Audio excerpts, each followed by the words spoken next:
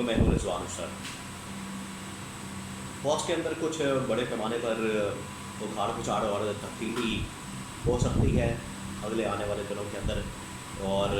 اگلے مہینے میں یہ تبدیلی رونما ہو سکتی ہے، اور بڑے پیمانے پر یہ تبدیلی کی جو ہوا ہے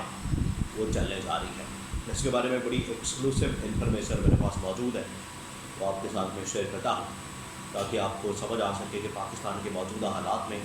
یہ جو فوج کے اندر اسٹیبلشمنٹ کے تبدیلی ہونے جا رہی ہے اس کا کیا مقصد ہے، اور اس کی وجہ سے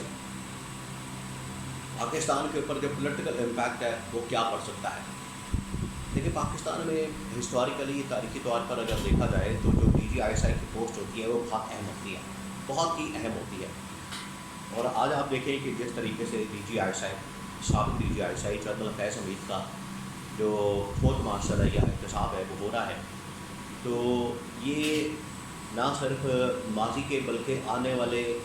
مستقبل کے تمام DGI کے لیے ایک بہت بڑا پیغام ہے کہ اگر آپ کوئی غیر قانونی سرگرمی کریں گے، آرمی ایکٹ کی وائلیشنس کریں گے، یا آپ کی جانب سے کوئی اس طرح کا کام کیا جاتا ہے تو اس کی وجہ سے پھر آپ کو سزا ملے گی اور آپ کا کورٹ مارشل ہوگا۔ میں ایک اور چیز کلیئر کر دوں، دیکھیں آج پاکستان کے اندر یہ کہا جا رہا ہے کہ یہ پہلی مرتبہ کسی ٹاپ لیول کے جنرل کا کورٹ مارشل ہو رہا ہے یا کسی DGI کا کورٹ مارشل ہو رہا ہے۔ ایسا نہیں ہے، اس سے پہلے بھی ایک مرتبہ کورٹ مارشل ایک جرنیل کا ٹاپ لیول کا، خاص طور پر DGI کا، یا جنرل فیض حمید، اور ان کے اندر ایک چیز اور کامن ہے کہ جنرل فیض حمید بھی اس لسٹ کے اندر چلے گئے تھے جو آرمی چیف کی لسٹ تھی، اور آرمی چیف کے کینڈیڈیٹ بن گئے تھے۔ اور اس سے پہلے جس DGI کا کورٹ مارشل ہوا ہے ان کو تو باقاعدہ آرمی چیف لگا دیا گیا تھا، بنا دیا گیا تھا۔ ان کا نام ہے جنرل ضیاء الدین بٹ، جن کو نواز شریف نے 99 کے اندر آرمی چیف لگا دیا تھا، آرمی چیف بنا دیا تھا DGI سے اوپر لا کر، لیکن ان کو پروموٹ بھی کر دیا، پوسٹ آف جنرل بھی بنا دیا، ان کو بیچ وغیرہ بھی لگا دیے، ان کی سیریمنی بھی کر دی، بعد میں انہوں نے انسٹرکشنز اور آرڈرز بھی دینا شروع کر دیے، لیکن جنرل مشرف نے کو کر دیا اور سارا معاملہ جو ہے وہ ختم ہو گیا۔ اس کے بعد پھر یہ جو DGI general Zia Uddin but ہے، ان کا بھی کورٹ مارشل کیا گیا تھا، بعد میں اس کارروائی کو ختم کر دیا گیا، سیٹ اسائڈ کر دیا گیا، ان کو معافی دے دی گئی اور ان کو چھوڑ دیا گیا، لیکن ان کے خلاف بھی کورٹ مارشل کیا تھا اور جنرل مشرف نے آ کے کیا تھا، کیونکہ جنرل مشرف کے مطابق انہوں نے سازش کی تھی نواز شریف کے ساتھ مل کر، انہوں نے نواز شریف کے ساتھ مل کر اس وقت کے آرمی چیف جنرل مشرف کے خلاف بغاوت کی سازش کی، ان کا تختہ الٹنے کی سازش کی، ان کو برطرف کرنے کی سازش کی، اور خود آرمی چیف بن گئے، اس بنیاد کے اوپر ان کا کورٹ مارشل کیا گیا۔ تو آج یہ جو کورٹ مارشل کیا جا رہا ہے جنرل فیض حمید کا، DGI کا، اور آرمی چیف کی لسٹ کے اندر بھی یہ شامل ہے، تو یہ سیکنڈ DGI اور سیکنڈ ٹاپ لیول کے جنرل ہیں جن کا یہ کورٹ مارشل کیا جا رہا ہے، پہلی بات۔ دوسری بات یہ کہ اب نئے DGI کے متعلق باتیں ہو رہی ہیں، اور نہ صرف نئے DGI کے متعلق بلکہ جو ISI کے اندر DGC کا عہدہ ہوتا ہے جو کہ اس وقت جنرل فیصل نصیر کے پاس موجود ہے، اور DGI ہیں جنرل ندیم انجم۔ یہ تو اہم ترین عہدے جو ہے یہاں پر ایک تو تبدیلی ہو سکتی ہے، ان کو چینج کیا جا سکتا ہے، ان کو بدلا جا سکتا ہے۔ اس کی وجہ کیا ہے؟ دیکھیں، ایک تو وجہ یہ ہے کہ جو جنرل ندیم انجم ہے وہ آلریڈی اس وقت ایکسٹینشن کے اوپر ہے، اور ان کی 1 سال کی تقریباً کوئی ایکسٹینشن تھی، یا ٹل فردر آرڈر تاحکم ثانی، جیسے مراد یہ ہوتا ہے کہ آپ اتنی دیر تک کام کریں جتنی دیر تک اگلا آرڈر نہیں آ جاتا یا وہاں پر تبدیلی نہیں کر دی جاتی۔ تو جنرل ندیم انجم آلریڈی ایکسٹینشن کے اوپر ہیں، ان کا ٹینیور ختم ہو گیا تھا لیکن ایکسٹینشن کے اوپر ہے، اور یہ جو ایکسٹینشن ہے 1 سال کی وہ اگلے مہینے ختم ہونے جا رہی ہے۔ اس کا مطلب ہے پھر اگلے مہینے DGI کو چینج کیا جا سکتا ہے اور ایک نیا DGI لایا جا سکتا ہے، یہاں پہ نیچے سے پروموٹ کر کے کسی میجر جنرل کو اسے لیفٹیننٹ جنرل بنا دیا جائے گا، اور اس کے بعد ان کو بطور DGI لگایا جا سکتا ہے، تعینات کیا جا سکتا ہے۔ سیکنڈ جو اس کے اندر تبدیلی کی بات ہو رہی ہے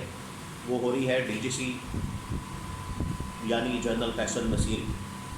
اب آپ کو بتائیں یہ جنرل فیض بھی DGC رہ چکے ہیں, اس کے بعد یہ DGI بن گئے ہیں. تو اگر اچھا اس میں زیادہ چانسز ہوتے ہیں کہ اگر DGI گھر جاتا ہے, اس کا ٹینیور ختم ہوتا ہے اور اس کی یا تو ٹرانسفر پوسٹنگ کسی اور جگہ ہو جاتی ہے یا ٹینیور مکمل ہو جاتا ہے بطور جنرل, تو زیادہ چانسز ہوتے ہیں جو DGC ہوتا ہے وہ ISI کا عہدہ سنبھال لے, کیونکہ اس نے بہت زیادہ کام کیا ہوتا ہے. اور یہ ISI کے اندر تقریباً کوئی سیکنڈ تھرڈ ان کمانڈ اہم ترین پوزیشن ہوتی ہے. تو یہ پورے آپریشنل معاملات اور باقی جتنے معاملات ہیں جو اس کا پورا فنکشن ہے یہ DGC کے پاس ہوتا ہے. تو DGC کی پوزیشن بڑی اہم ہے. لیکن یہاں پر ایسا لگ رہا ہے کہ DGC کو کسی اور جگہ منتقل کیا جا سکتا ہے, ٹرانسفر کیا جا سکتا ہے, اور جو ISI کے چیف ہیں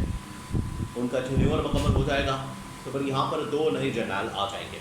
2 نئے جنرل, اور ایک اور اہم ترین جنرل جو کہ ابھی کچھ عرصہ پہلے ریٹائر ہوئے جنرل سعید, جن کے بارے میں کہا جاتا ہے کہ وہ جنرل عاصم کے بڑے کلوز تھے, بھی ہیں,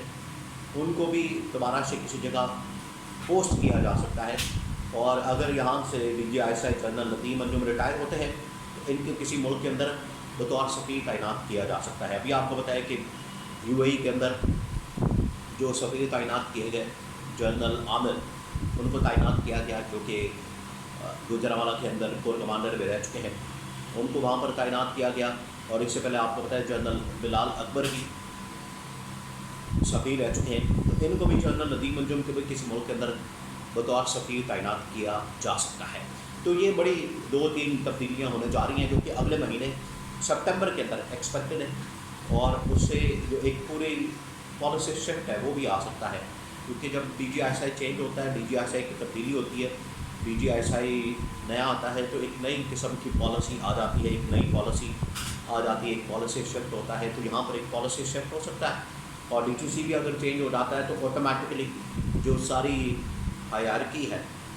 وہ چینج ہو جائے گی, اور اس کے نتیجے میں پالیسی کے اندر چینج آ سکتا ہے. اور یہ بہت اہم ترین تبدیلیاں اگلے مہینے ہونے جا رہی ہیں. اور بطور آرمی چیف جنرل عاصم آپ کو بتائیے کہ جب نئے آئے تھے تقریباً کچھ 6 مہینے سال ان کے پاس, پچھلے جو آرمی چیف تھے جنرل باجوہ, انہوں نے کچھ پروموشن اس طرح سے کر دی تھی کہ ان کے پاس پھر 6 مہینے سال تک کوئی ایسا موقع نہیں آیا کہ ان کو بھی پروموشن کرنے کا موقع ملے. لیکن اس کے بعد آہستہ آہستہ پھر انہوں نے پروموشنز کی ہیں. تو اب یہ 2 اہم ترین پوزیشنز کے اوپر تعیناتی یا نئی تعیناتی یہ پروموشن ہو سکتی ہے, جو کہ پاکستان کی سیاست کے اوپر بھی بہت بڑا امپیکٹ ڈالے گا.